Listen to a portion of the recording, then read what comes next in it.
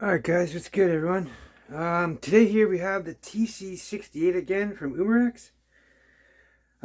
This is my kind of shorty build.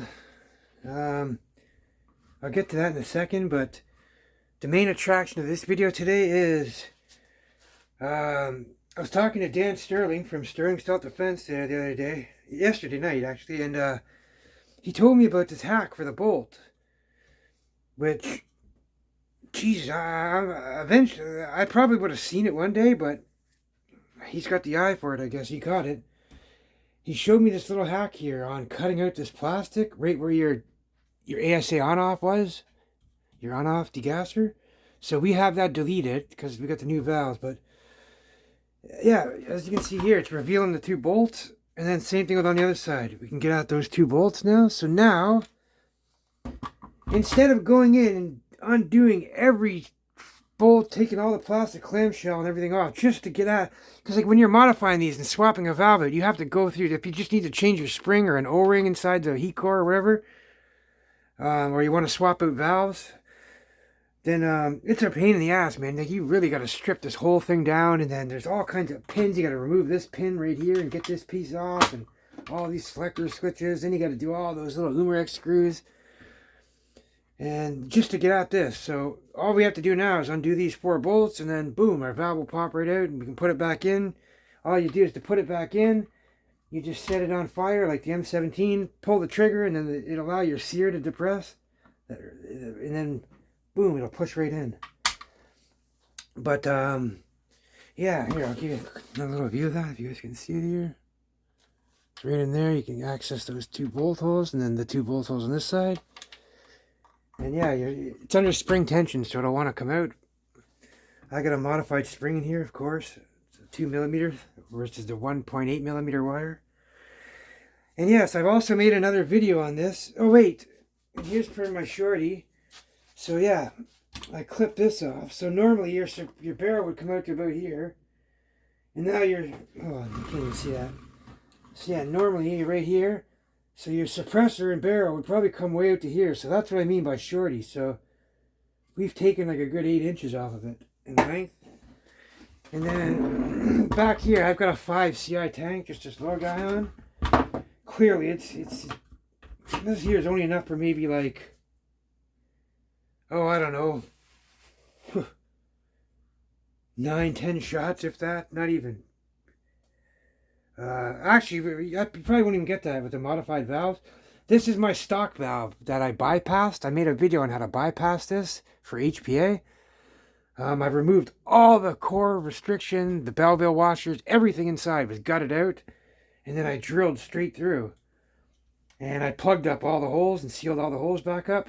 And we're getting about 61 joules with 800 PSI without the extension on here. So with just a 5-inch barrel. I made videos on that. You guys can go check it out too. I'm going to update them all to my TC68 playlist. I've got a bunch of new videos I haven't added in there yet. And if you noticed right here, we're not using an HPA adapter. I remember I showed you guys in this valve before that there's HPA threads underneath the 88 gram sleeve. So when you unscrew the 88 gram, there's a little screw sleeve. Only the 16 joule version has it. The 7 joule versions don't. So if you're going to buy a valve from Dan Sterling, make sure you get, if you have a 7 joule version, make sure you get the one with the HPA thread already built in. Because if you buy the other one with the sleeve, you're not going to be able to, yours don't have a sleeve to remove, so you're not going to be able to, it's not going to work for you. You're going to have to buy that specific one. So if you have a 16 joule valve, then yeah, you're good to go with his 88 gram mod valve. And then the HPA strictly valve, that's the one you guys need for the 7 joule version. Anyways, but yeah, I've also showed the video on trying to connect this. I only put like a few rounds of Teflon tape around the threads on this. You can either put your ASA on-off directly in, and then it eliminates your HPA adapter, so it takes up the space just a little bit longer than that. And then you put your tank in, so you're saving about, I don't know, just a bit over an inch maybe on there.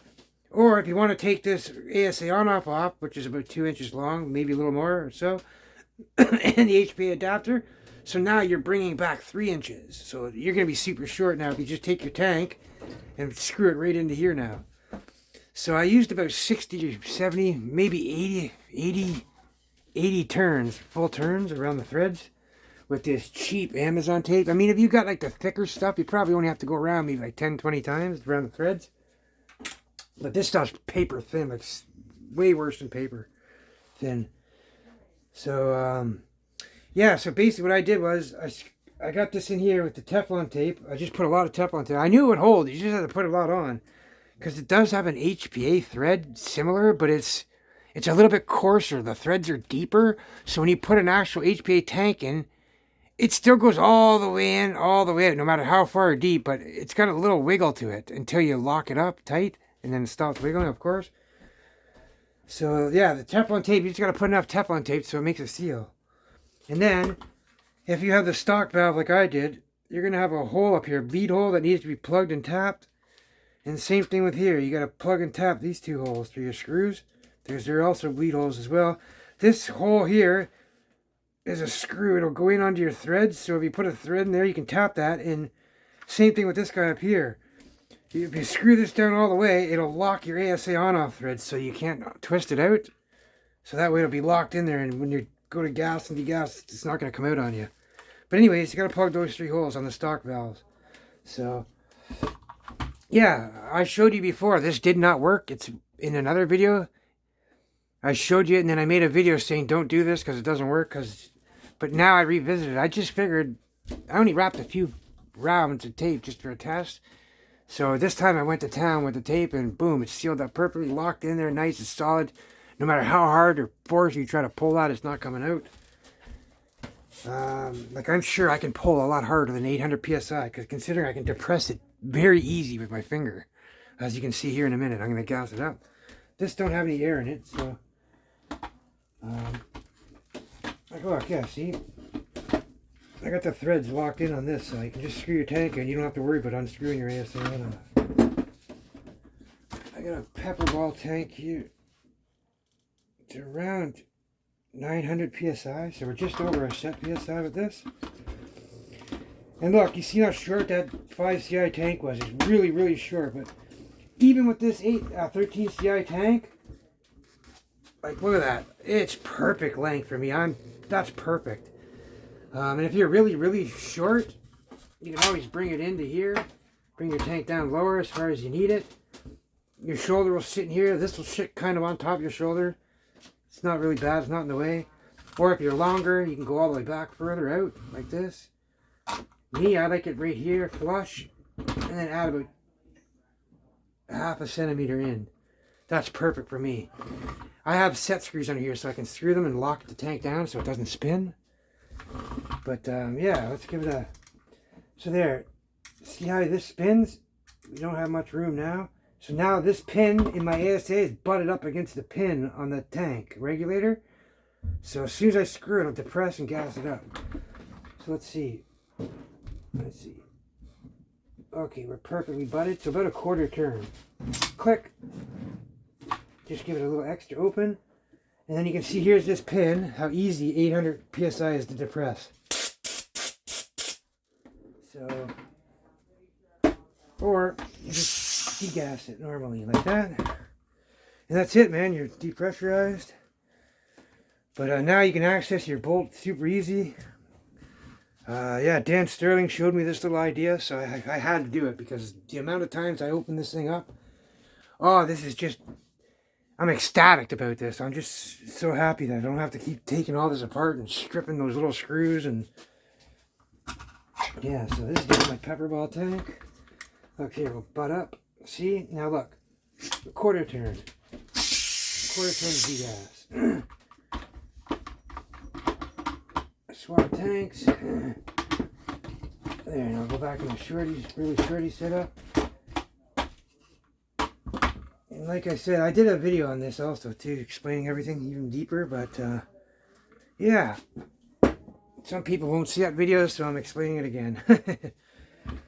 But yeah guys, that's pretty much it for this. This was the handguard, I already showed you that, cut that off. Yeah, and the suppressor, there's a couple little ribs in here, so now this mock suppressor, actually I got it inside depressed, it comes up to about here. Otherwise, it would stick out a little further. And then in the end, see? Suppressor actually comes into there. But yeah, guys, all in all, this thing is amazing. This is great. New spring. I got the new bolt spring. The new valve. What else? I got the new barrel. I'm sure there's a new bolt tip I got on there. I got a new bumper tip on the bolt tip too, the pusher that pushes the ball in. And I got a new one of those too. So I also have magnets installed on the other side of the breech here. Magnets installed, and I got my breech door hack, which I showed you. I'll show you guys again.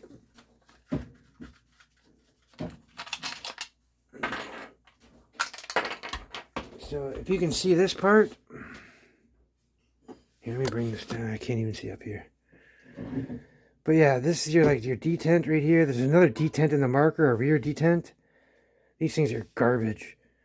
So if you can see right there, that little gap, I took the screw out and removed this, and then I put some soft, rubbery Gorilla Tape in the background as a padding. So now look, it's like a pad. Anyways, so that's pushing the ball flat in your breech. So if you're using small ammo, like 9.9 riot balls, they're only like 6.82. I mean, a lot of what's happening when I don't do this is just creating mad double feeds. Because the ball would go up into here, and then the next ball behind it would push this one forward. So now you'd have two balls up in the breech ready to shoot. So you just kept getting double shots. So this little hack fixed that. And like, I'm not getting any jams either lately too, ever since I switched all this stuff out. So I'm pretty happy. Another thing you got to watch out for, guys, too, is this magazine. It's just a little twisty. It goes down and then it turns up here.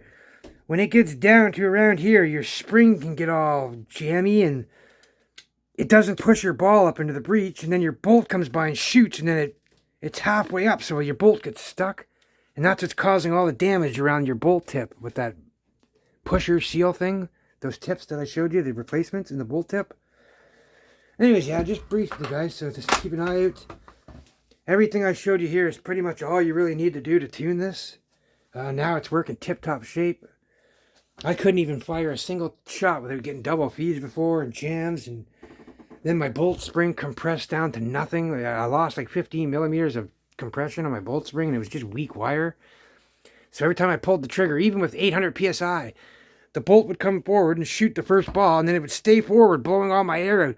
Like a big giant fart. And then only when the tank went underneath the PSI output pressure, the bolt would reset. So that told me the spring was too weak to reset the bolt. I had this issue with an HDR and a torpedo revolver before.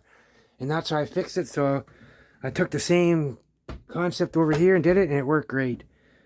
2mm spring was the answer. But a 135 millimeters, 140 millimeters tops. If you go any longer than that, you won't be able to shoot. But yeah, these springs compress very easy. I've showed springs go down to as low as 120 from 140 millimeters. So those are the stock cheap springs. So even that hone spring I got, the 1.9 millimeter one, that one compressed down too. But it still works because of the thicker wire. Anyway, guys, I'm starting to babble on.